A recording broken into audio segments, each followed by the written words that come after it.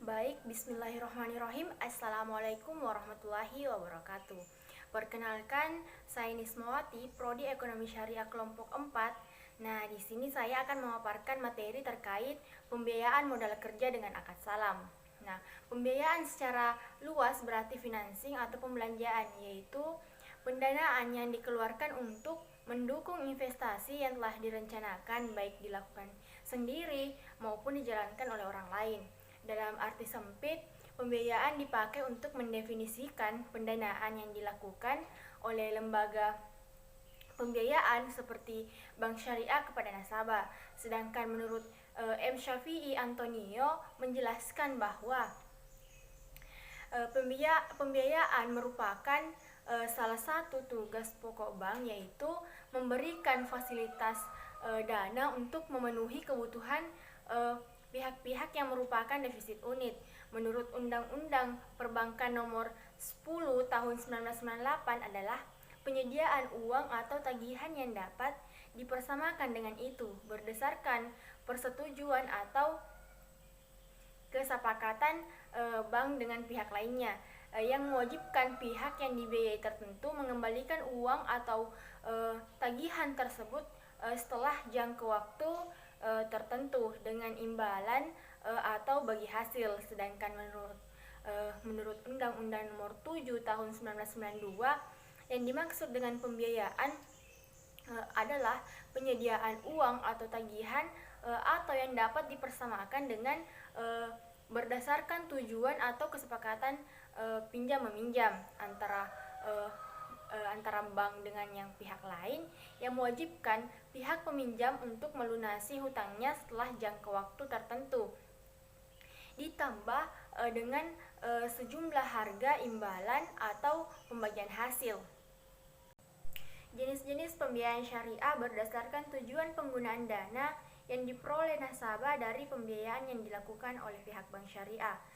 Pembiayaan dapat digolongkan ke dalam beberapa kelompok aktivitas pembiayaan. Nah, pembiayaan dengan prinsip bagi hasil, fasilitas pembiayaan yang disediakan di sini berupa uang tunai atau barang yang dinilai dengan uang. Jika dilihat dari sisi jumlah, bank syariah dapat menyediakan 100%, atau pada bank konvensional mungkin tidak 100% dari modal yang diperlukan.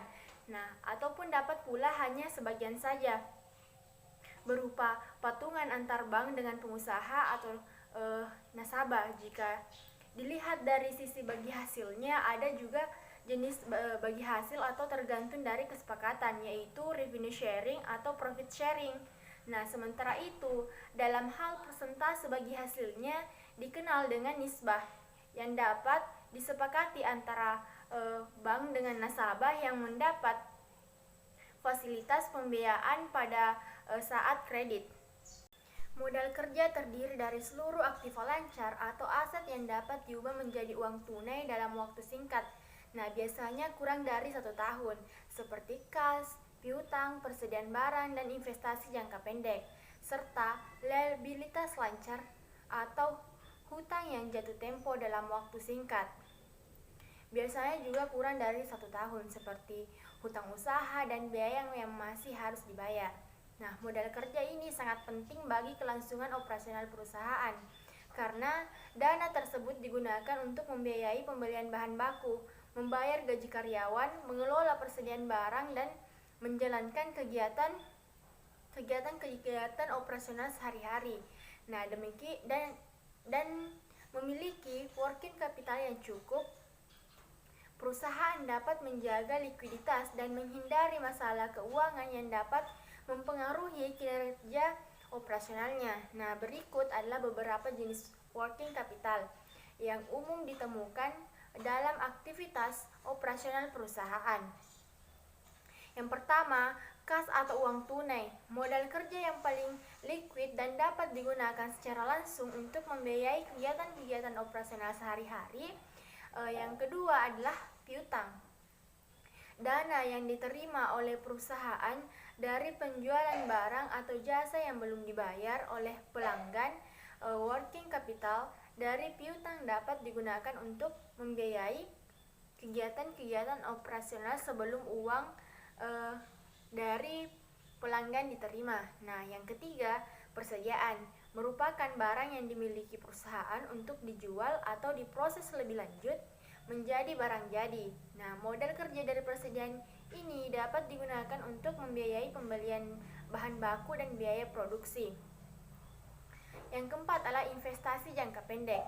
Dana yang diinvestasikan dalam bentuk surat berharga atau deposito dengan jatuh tempo kurang dari 1 tahun. Modal kerja dari investasi jangka pendek ini dapat digunakan untuk membiayai kegiatan operasional sebelum uang dari penjualan barang atau jasa diterima. Nah, yang kelima, hutang usaha. Liabilitas atau hutang yang jatuh tempo dalam waktu singkat dan dihasilkan dari pembelian barang atau jasa dari pemasok atau kreditur lainnya. Modal kerja dari hutang usaha dapat digunakan untuk membiayai kegiatan operasional sehari-hari. Nah, untuk yang keenam, biaya yang masih harus dibayar. Biaya yang belum dibayar oleh perusahaan seperti biaya sewa, biaya listrik, dan biaya lainnya. Modal kerja dari biaya yang masih harus dibayar dapat digunakan untuk membiayai kegiatan-kegiatan operasional sebelum uang dari penjualan barang atau jasa diterima. Working capital memiliki beberapa fungsi penting dalam bisnis, antara lain yang pertama, menjaga likuiditas perusahaan. Modal kerja memungkinkan perusahaan untuk memiliki cukup kas dan aset lancar lainnya untuk memenuhi kewajiban finansialnya seperti membayar gaji karyawan, mengelola persediaan barang, membayar tagihan, dan biaya operasional lainnya. Dengan menjaga likuiditas yang cukup, perusahaan dapat menghindari masalah keuangan yang dapat mempengaruhi kinerja operasionalnya. Nah, yang kedua, mengurangi resiko. Working capital membantu perusahaan untuk mengurangi resiko kegagalan dalam memenuhi kewajiban finansialnya. Dengan memiliki cukup kas dan aset lancar, perusahaan dapat menghindari masalah likuiditas yang dapat mempengaruhi reputasi perusahaan. Yang ketiga, mempercepat pengumpulan piutang. Modal kerja juga membantu perusahaan untuk mempercepat pengumpulan piutang dari pelanggan. Nah, sehingga perusahaan dapat memperoleh kas yang cukup untuk menjalankan kegiatan operasionalnya. Yang keempat, meningkatkan efisiensi operasional. Working capital memungkinkan perusahaan untuk membeli bahan baku, untuk menjaga persediaan barang, dan membayar karyawan dengan tepat waktu, sehingga meningkatkan efisiensi operasional perusahaan. Yang kelima, mengoptimalkan penggunaan aset lancar. Modal kerja memungkinkan perusahaan untuk mengoptimalkan penggunaan aset lancar seperti persediaan barang dan piutang dengan cara yang efektif dan efisien. Perusahaan dapat mengelola aset lancar tersebut dengan baik dan memaksimalkan keuntungan yang diperoleh dalam rangka meningkatkan kinerja bisnis. Perusahaan harus juga menjaga working capital yang cukup untuk memenuhi kebutuhan operasionalnya. Kata salam berasal dari kata at-taslim. Kata ini semakna dengan as-salaf, yang bermakna memberikan sesuatu dengan mengharapkan hasil di kemudian hari. Menurut para ulama, definisi bai as-salam ini yaitu jual beli barang yang disifati atau dengan kriteria tertentu dalam tangguhan atau penjual dengan pembayaran kontan di majelis akad. Dengan istilah lain, bai as-salam ini adalah akad pemesanan suatu barang dengan kriteria yang telah disepakati dan dengan pembayaran tunai pada saat akad berlangsung. Salam adalah transaksi atau akad jual beli di mana barang yang diperjualbelikan belum ada ketika transaksi dilakukan dan pembeli melakukan pembayaran di muka, sedangkan penyerahan barang dilakukan di kemudian hari.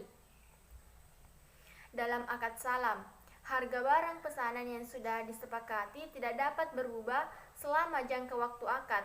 Nah, manfaat transaksi salam ini bagi pembeli adalah adanya jaminan memperoleh barang dalam jumlah dan kualitas tertentu pada saat ia membutuhkan dengan barang yang disepakatinya.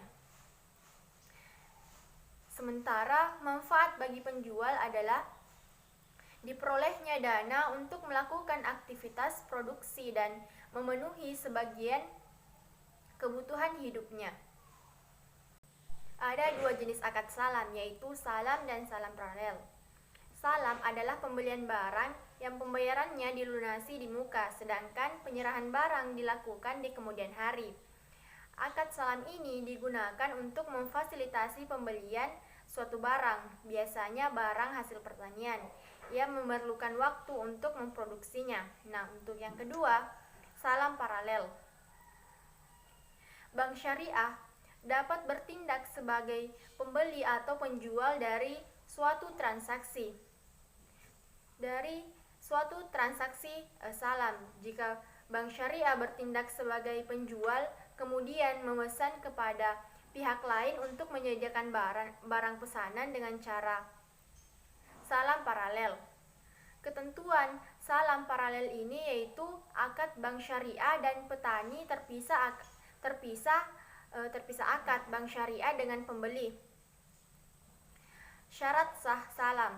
Yang pertama, pembayaran dilakukan di majelis akad sebelum akad disepakati, mengingat kesepakatan kedua belah pihak sama dengan perpisahan.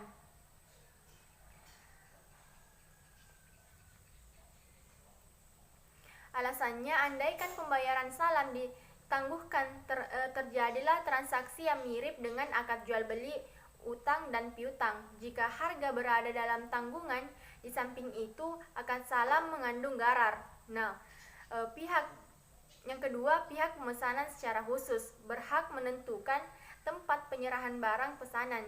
Jika ia membayar ongkos kirim barang, jika tidak, maka pemesanan tidak berhak untuk menentukan tempat penyerahan.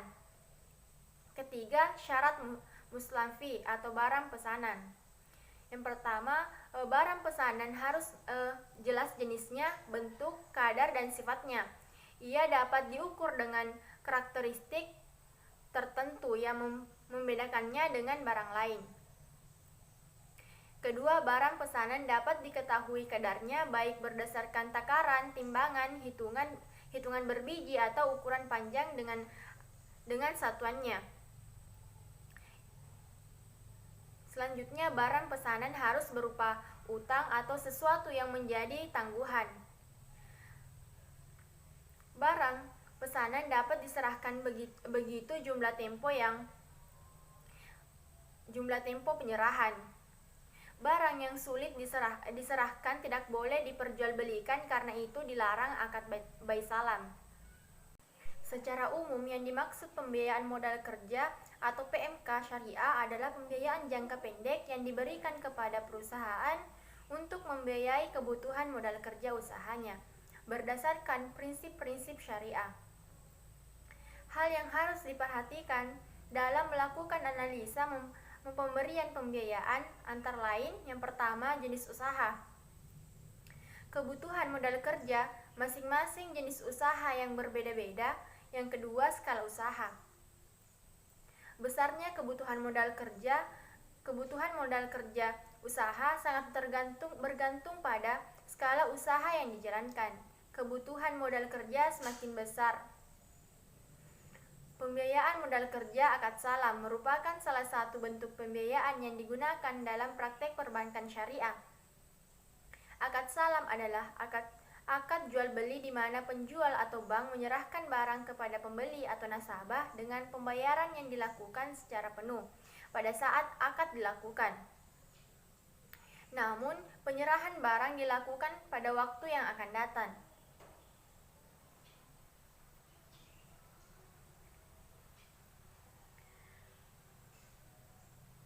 Pembiayaan modal kerja akad salam ini adalah fasilitas pembiayaan yang diberikan oleh bank kepada nasabah untuk memenuhi kebutuhan modal kerja dengan menggunakan akad salam.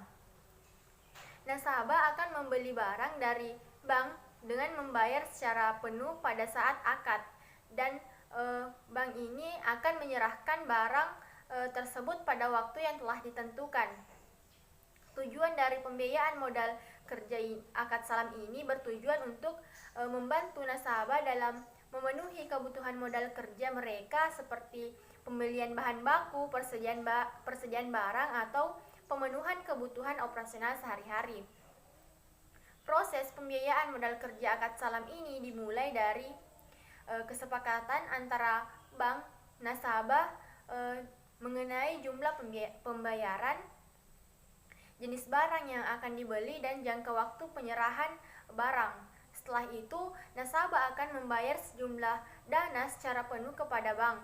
Bank kemudian akan menyerahkan barang sesuai dengan jangka waktu yang telah ditentukan sebelumnya.